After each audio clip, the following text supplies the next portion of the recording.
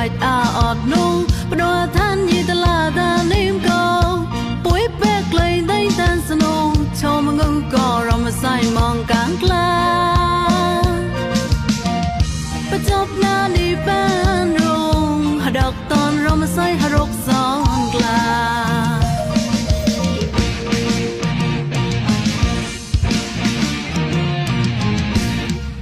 so ak ni the la dan go ke do the sai la mon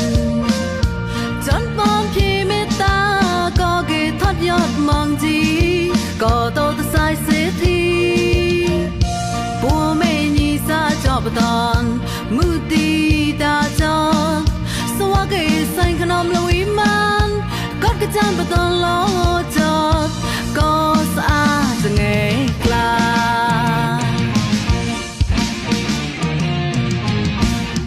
let go with the go meta ko kanyai re nei a chi ko rom sai ot long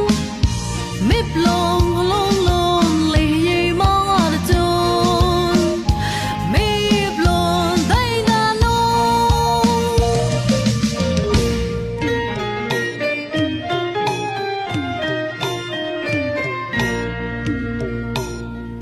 so what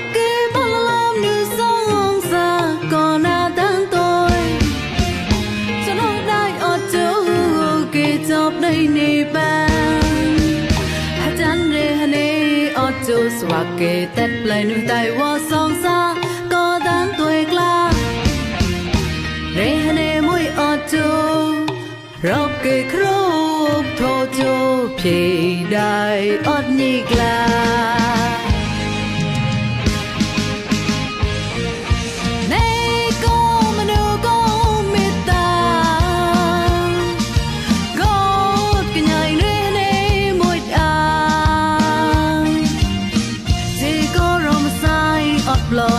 lon lon lon le yi mong ot chon me lon pui at tain dan ho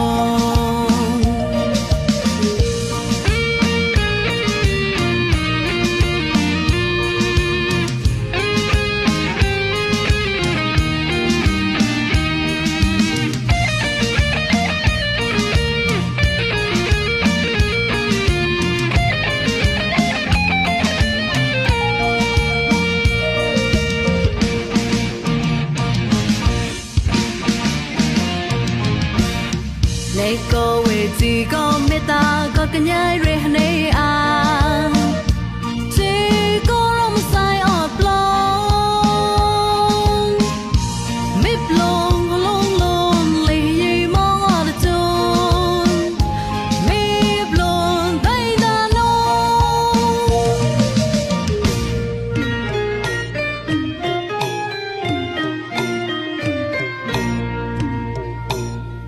so what ke balam nu song sa ko na dan toi so no dai ot chu ke job dai ni ban ha chan re hane ot chu swa ke tet play nu tai wa song sa ko dan toi kla re hane moi ot chu rock ke krop tho chu phei dai ot ni kla